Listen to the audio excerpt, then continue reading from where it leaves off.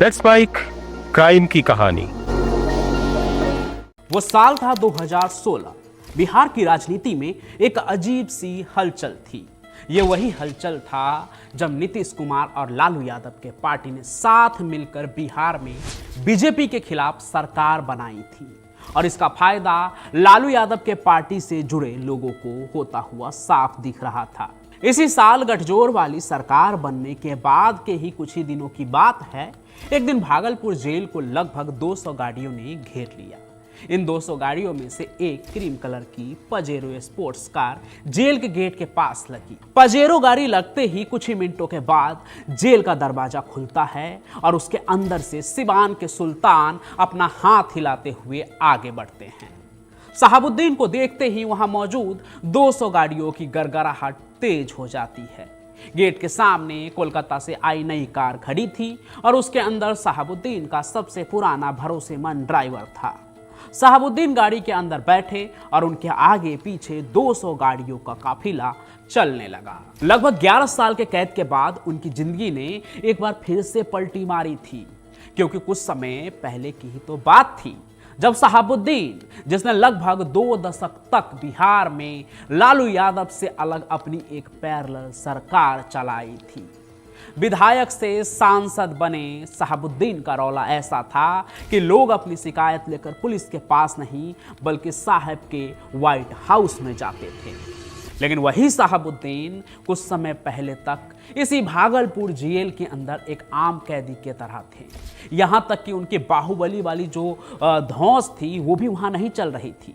बिहार के इसी भागलपुर जेल में एक वक्त ऐसा भी आया जब वहाँ के जेल प्रशासन ने शहाबुद्दीन के साथ भी वही सलूक किया जैसा वह किसी आम कैदी के साथ करते थे। बदलते सरकार की राज में जेल के अधिकारी साहब और शहाबुद्दीन का फर्क भूल चुके थे।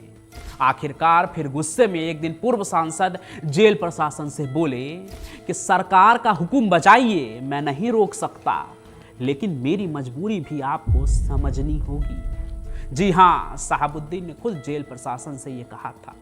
दरअसल तब शहाबुद्दीन कमर दर्द से पीड़ित थे। एम्स में पहले भी उनका इलाज चल चुका था, लेकिन जमीन पर सोने की मनाही थी। लेकिन जेल के अंदर कैदियों को कहां कोई सुविधा मिलती थी। हाँ, शहाबुद्दीन बाहुबली थे, बड़े नेता थे, लेकिन सरकार उनकी नहीं थी। ऐसे में जेल के अंदर सुविधा कहां मिलती, इसलिए उनका गुस्सा फूट गया, पर असर उसका भी नहीं हुआ। फिर जब साहब ने अन्न जल त्याग दिया तब जाकर एक चौकी की व्यवस्था की गई जेल के अंदर उनके लिए। अब साहब को बुरा तो लगना ही था, क्योंकि ये वही शहाबुद्दीन थे जिन्होंने जेल में रहते हुए अस्पताल को अपने पार्टी दफ्तर में बदल दिया और वहां से ही चुनाव लड़े। यहां तक कि एक समय ऐसा था कि वो केवल सूखे मेवे ही खाते थे और खजूर। अब ये सब तो जेल में मिलता नहीं था, लेकिन साहब तो साहब थे, उनके लिए सब मुहैया कराया जाता था। इनके खाने के लिए खजूर भी जेल में काबा से आता था। लेकिन बिहार में सियासत की बदलती पटरी से जंगल राज का डिब्बा ऐसे खिसका कि शहाबुद्दीन के बुरे दिन शुरू हो गए। खैर, वापस आते हैं अब उस दिन पर जब सरकार बदलने के बाद साहब 200 गाड़ियों के काफिले के साथ घर की तरफ जा रहे थे। अब देखिए, राजनीति का खेल ऐसा ही होता है। कल तक तो शहाबुद्दीन जेल के अंदर नॉर्मल कैदी थे, आज सरकार बदलते ही फिर से साहब हो गए। इस वक्त शहाबुद्दीन के चेहरे पर वही रौनक था जो बतौर साहब सिवान में होता था। उनकी गाड़ी अभी भागलपुर से निकली ही थी, लेकिन पहुंचना सिवान था। सिवान के उसी जगह पर जहां साहब का व्हाइट हाउस था, जहां से वो अपनी अदालत चलाते थे। लेकिन इससे पहले कि कहानी में कहीं आगे बढ़ूं, आपके लिए एक काम की खबर है। अगर आप भी फेसबुक, इंस्टाग्राम क्रिएटर या यूट्यूबर बनना चाहते हैं तो हम आपकी मदद कर सकते हैं। फिर चाहे वो आपके लिए सही ट्रेनिंग हो या फिर इक्विपमेंट, आपको जो भी चाहिए उन सभी चीज में हम आपकी मदद कर सकते हैं। इसके लिए आपको क्या करना है, आपको हमें व्हाट्सअप करना है। नंबर है 8076756436। इस नंबर पर व्हाट्सअप कीजिए और क्रिएटर बनने के सफर में हमारे साथ जुड़ जाइए। बाकी अब हम लौटते हैं उसी कहानी पर। देखिए, अब भागलपुर से सिवान तकरीबन जो है ना 372 किलोमीटर है, यानी कि 8 से ज़्यादा 10 घंटे का सफर। लेकिन शहाबुद्दीन उस दिन अपने घर करीब 14 घंटे में पहुंचे थे। क्योंकि उनके चाहने वालों को खबर लग गई थी कि साहब लौट रहे हैं और उनकी एक झलक पाने को सिवान की सड़कों पर भीड़ का सैलाब उमड़ पड़ा था। ये सब कुछ मीडिया के कैमरे में कैद हो रहा था। देश भर में शहाबुद्दीन की तमाम कहानियां फिर से सुनाई जाने लगी थी। जंगल राज के जिस सबसे बड़े चेहरे को सुशासन राज ने सलाखों के पीछे किया था, वो उनके ही गठजोड़ से एक बार फिर से आजाद हो गया। न जाने ऐसी ही कितनी हेडलाइन टीवी पर चल रही थी। ये वक्त मुझे भी याद है। इस वक्त शायद मैं 9वीं क्लास में रहा हूँगा। तब शहाबुद्दीन के बारे में मैं कुछ भी नहीं जानता था, लेकिन फिर भी मुझे याद है कि उस दिन कई लोगों के मुंह से मैंने सुना था कि शहाबुद्दीन का जेल से यूं छूटना तो चंदा बाबू के लिए नाइंसाफ़ी है। हालांकि उन बातों का मतलब मुझे अब समझ आता है। खैर, शहाबुद्दीन आज़ाद हुए तो नोएडा के न्यूज़ स्टूडियो की गाड़ियों ने भी शहाबुद्दीन के काफिले को और भी बड़ा किया। उनके कैमरे हर तरफ फैले हुए थे, जिसमें उस दिन शहाबुद्दीन की कई इंटरव्यू रिकॉर्ड हुए, जिसमें उन्होंने अपने सभी आरोपों को बेबुनियाद बताया और कहा इसीलिए तो मैं बाहर हूं क्योंकि सारे आरोप तो झूठे थे। लेकिन अपने इन्हीं इंटरव्यू में उन्होंने कुछ ऐसा भी कहा जिसने उनकी जिंदगी की लाइफलाइन छोटी कर दी और उन्हें आज़ादी से तिहार का रास्ता दिखा दिया। एक पत्रकार ने जब उनसे उनके बाहुबल वाले छवि के बारे में पूछा कि लोग आपको बाहुबली कहते, खूंखार कहते हैं, अपराधी कहते हैं, तो शहाबुद्दीन ने कहा कि अगर मेरे अपने लोग जो हैं उनको मेरा ये रूप पसंद है, जो कि मैं हूं नहीं, सिर्फ बातें हैं, मीडिया की बनाई हुई कहानी है, पर अगर उन्हें पसंद है तो उनके लिए मैं वो हूं। अगर हमारे लोग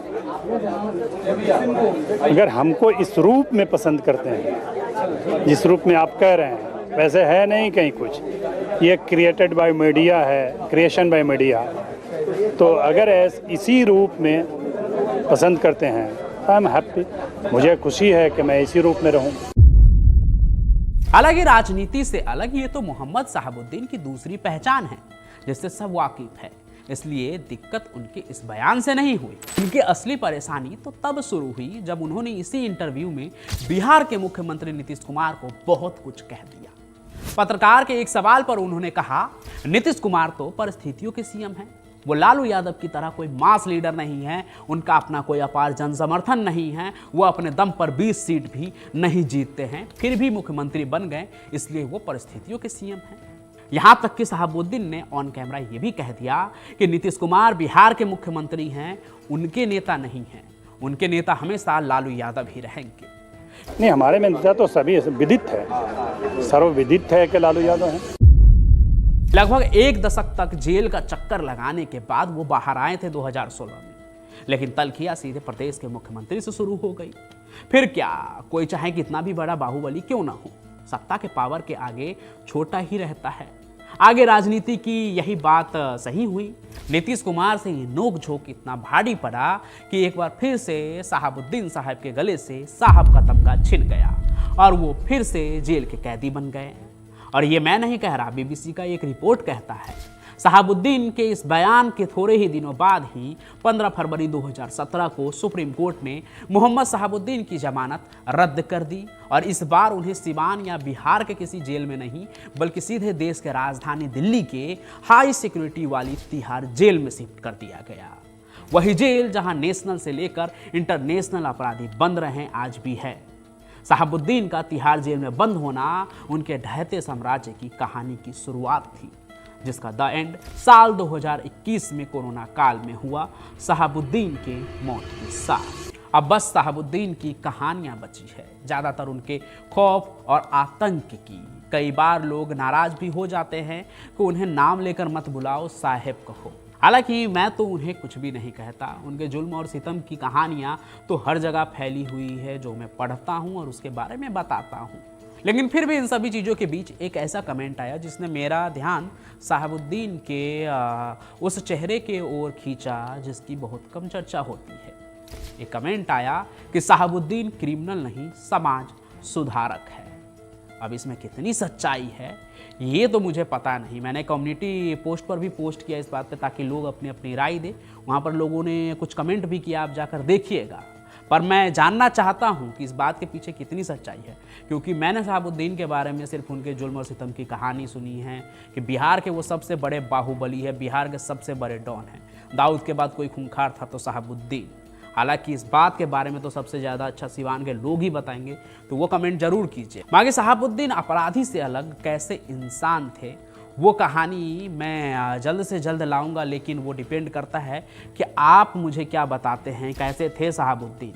तो आप कमेंट करके ज़रूर बताइएगा कि आपके नज़र में वो अपराधी थे या समाज सुधारक या कुछ और।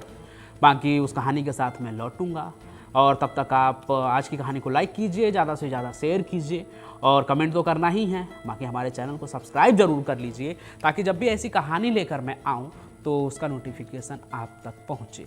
और आप कैसी कहानी देखना चाहते हैं और भी वो भी कमेंट कीजिए, ताकि मुझे पता चले कि मैं कैसी कैसी कहानी लेकर आपके लिए आऊँ।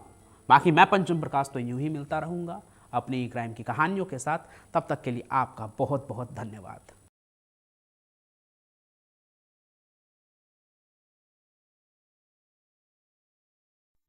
आप सुन रहे थे let's mike more than radio. Follow कीजिए हमें हमारे सोशल मीडिया प्लेटफॉर्म्स पर। It's time for news. It's time for more than radio. Presenting the first radio news app, Let's Mic. Let's Mic, a news-based app on your phone where you get to watch and listen news, talk shows, interviews, radio show podcasts. On Let's Mic, you get all relevant information of TV, print, radio, podcast, and digital. Let's Mic talks about every segment of life.